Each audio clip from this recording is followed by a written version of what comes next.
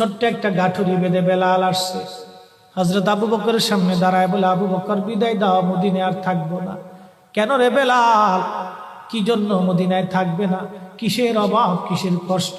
কেউ কি তোমাকে ব্যথা দিয়েছে না তোমাকে মেরেছে? নাকি তোমার কোনো অভাব আছে? বলো, বাইতুল মাল থেকে মাসিক বেতন দিয়ে দিব। বেলাল বলে, আবু বকর রে, আমার যে অভাব, কোনোদিন কি সেই অভাব পুরা করে দিতে পারবা? বলো রে বেলাল, তোমার কিসের অভাব? বলে, আবু বকর, আমি আজান দিলে নবী নামাজে আসতো। বলো, এখন আজান দিলে কি নবী নামাজে আসবে? আবু বকর বলতেছে, বেলাল রে, তুমি কি নবীরে ভালোবাসো, আমরা কি ভালোবাসি না? বেলাল বলে, আবু বকর, তুমিও ভালোবাসো, আমিও ভালোবাসি। শোনো গো আবু বকর, তোমরা নবীজি রওজা শরীফ দেখলে সহ্য করতে পারো? আমি বেলাল যখন আজান দিয়ে নবী রওজা শরীফের দিকে তাকাই, আমার কলিজা গুলি ফেটে ফেটে আসে। আমি বরদাস্ত করতে পারি না, সহ্য করতে পারি না, করতে পারি না রে আবু বকর, বিদায় দাও, আমি চলে যাব। চলে গেলেন নবীর পাগল। সিরিয়ার দামেস্কে যাওয়ার পরে কিছুদিন পরে নবীজি স্বপ্ন দেখায়, কিরে বেলাল, এটা কেমন জুলুম? কতদিন হলো তোমার কণ্ঠের আজান শুনি না। বেলাল রে, তোর কি মন চায় না আমি নবীর জিয়ারতে আসতে? বেলাল আয়, আমি নবীর জিয়ারতে আয় রে বেলাল আয়, কতদিন হলো তোমার কণ্ঠের আজান শুনি না। স্বপ্ন যখন নবীজি দেখাইছে, এ মুসলমান, হযরতে বেলাল সুদূর সিরিয়ার দামেস্ক থেকে পাগলের মতো দৌড়াইলেন, পাগলের মতো ছুটে আসলেন। যখন মদিনাতে আসলেন, তখন তাহাজ্জুদের সময় চলতেছিল। তাহাজ্জুদের সময় চলার সময় হযরত বেলাল রাদিয়াল্লাহু আনহু কাঠের জালি দিয়ে তখন রওজা শরীফ ঘিরে রাখা ছিল। ওই জালির পাশে বসে বসে জালির সঙ্গে মাথা ঠেকাইয়া নবীর পাগল বসে বসে গুনগুন গুনগুন করে কাঁদে আর বলে, হুজুর, আপনি আসতে বলেছিলেন, গোলাম এসে হাজির হয়েছে। নবী গো, আজান দিতে বলেছেন, আমি আজান দিলে আপনি আগে নামাজ আসতেন, এখন আজান দিলে কি নবী আপনি নামাজে আসবেন? হুজুর, এখন আজান দিলে কি আপনি নবী নামাজে আসবেন? নতুন মুয়াজ্জিন আসছে আজান দেওয়ার জন্য, এসে দেখে নবীর মুয়াজ্জিন বেলাল কাঁদে। ডাক দেখে মদিনাবাসী, শুনছো, নবীর মুয়াজ্জিন ফিরে এসেছে, বেলাল আসছে, বেলাল ফিরে আসছে। এই কথা শোনার পরে সব সাহাবী ঘর থেকে বের হয়ে দৌড়ায় এসে দেখে বেলাল কাঁদে। সাহাবীরা বলে, বেলাল আজান দাও, কতদিন হলো তোমার কণ্ঠের আজান শুনি না। বেলাল আজান দাও, কতদিন হলো আজান শুনি না রে বেলাল। বেলাল বলে, সাহাবীরা রে, আমি আজান দিলে কি নবী নামাজ আসবে বলো? সালমান ফারসি রাদিয়াল্লাহু আনহু ডাক দেখে, সাহাবীরা, আমাদের কথায় বেলাল আজান দিবে না, তোমরা যাও দেখো হাসান আর হুসাইন দুইজন ঘরের মধ্যে আসেন।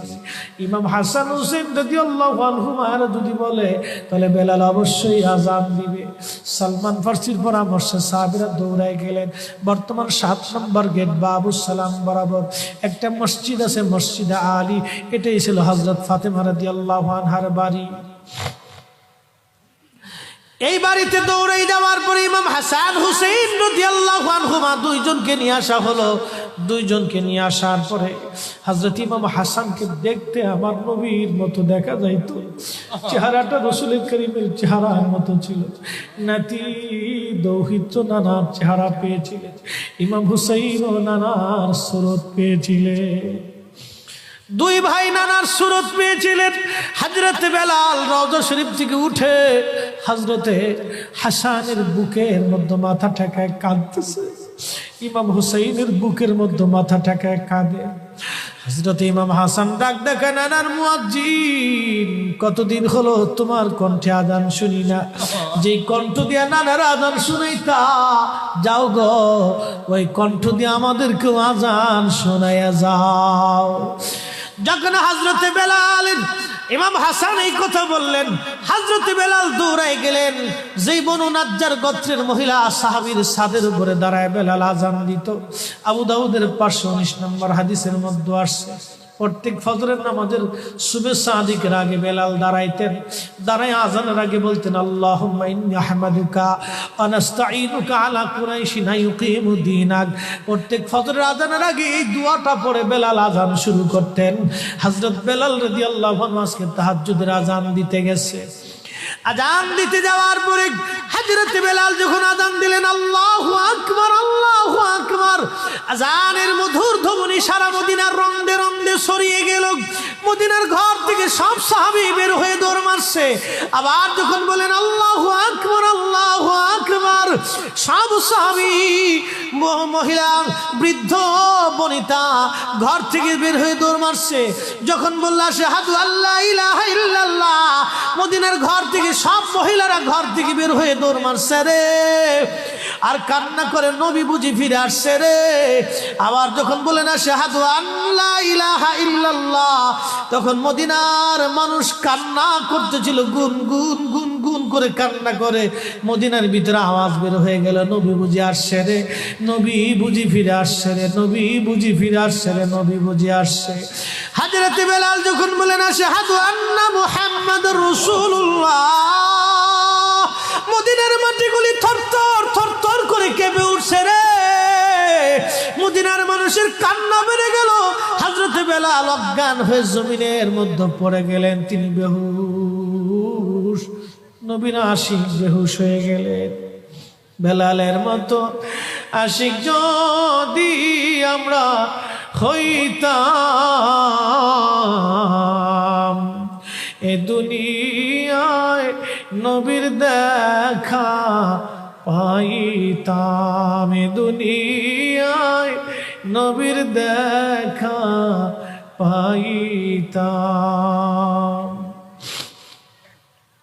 যখন হুঁশ ফিরে আসছে, রওজা শরীফের পাশে বসে বসে বেলাল কাদের বলে, হুজুর আজান দিতে বলেছিলেন, আজান দিয়েছি। হুজুর আমি আজান দিলে আগে নামাজ আসতেন, আজকে আজান দিলাম আপনি হুজুর আসেন নাই। যে আজান দিলে নবী আসবে না, আমি বেলালে আজান আর কোনোদিন দিব না। হযরতে বেলাল কিছুদিন পরে কলিজা ফেটে, নবীর বিরহ বেদনা সহ্য করতে না পেরে তিনি চলে গিয়েছিলেন পরপারে। কলিজা ফেটে, কলিজা ফেটে, কলিজা ফেটে। এইভাবে সাহাবীরা নবীকে ভালোবেসে গেছে।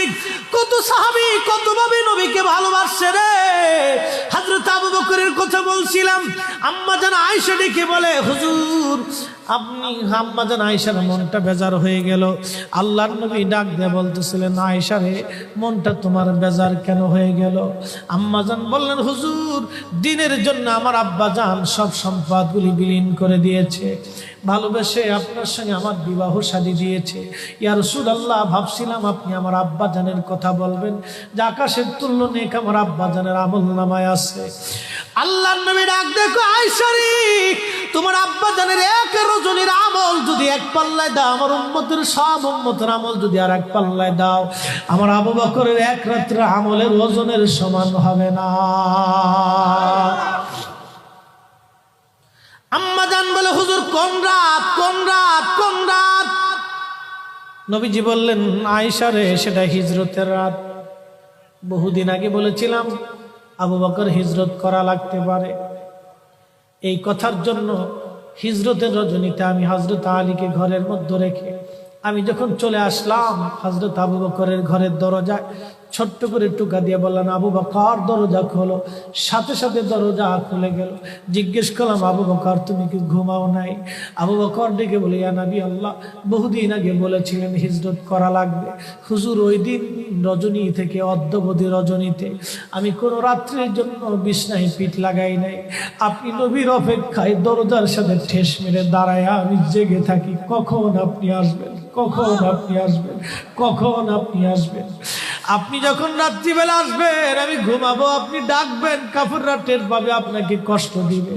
হুজুর একটা রজনীর জন্য আমি বিছনায় পিঠ লাগাই নাই, আপনি নবীর অপেক্ষায় দাঁড়ায় রয়েছি, দাঁড়ায় আসি, দাঁড়ায় আসি, আমি ঘুমাই না। আয়েশা রে এই রজনী আল্লাহর কাছে এত ভালো লাগছে, এত ভালো। আরে সাহাবী আবু বকর নবীকে ভালোবেসে নবীর অপেক্ষায় দাঁড়ানোর জন্য, নবীর জন্য দাঁড়িয়ে থাকার জন্য, নবীর জন্য দাঁড়িয়ে থাকার জন্য আল্লাহ এত বড় প্রতিদান দিয়ে দিলেন, এত বড় বেনিফিট দিয়ে দিলেন, এত বড় বেনিফিট, এত বড় বেনিফিট, এত বড় মর্তবা, এত বড় মর্যাদা নবীর জন্য, নবীর জন্য, নবীর জন্য, নবীর জন্য, নবীর জন্য। সাহাবীরা নবীর জন্য দেওয়ানা, নবীর জন্য জীবন দিতেন, নবীর জন্য সংসার করতেন, নবীর জন্য ব্যবসা করতেন, নবীর জন্য ঈমান আনতেন, নবীর জন্য জীবন দিতেন, নবীর জন্য যুদ্ধে যাইতেন, নবীর জন্য আমল করতেন, নবীর জন্য কোরআন বুঝতেন, নবীর জন্য ঈমান আনতেন। আল্লাহ চিনেছে নবী দেখে, আল্লাহ বুঝেছে নবী দেখে, আল্লাহ চিনেছে নবী দেখে, ঈমান এনেছে নবী দেখে, কোরআন বুঝেছে নবী দেখে, কোরআন মেনেছে নবী দেখে। আমরাও সুন্নিরা কোরআন বুঝি নবী দেখে, দিন মানি নবী দেখে, আমরাও ঈমান আনি নবী দেখে, আমরাও ভালোবাসি নবীকে। আল্লাহ পেতে চাই নবী দেখে, আল্লাহ পেতে চাই নবীর মাধ্যমে, আল্লাহ পেতে চাই নবীকে ভালোবেসে। কথা বলেন ঠিক না বেঠে?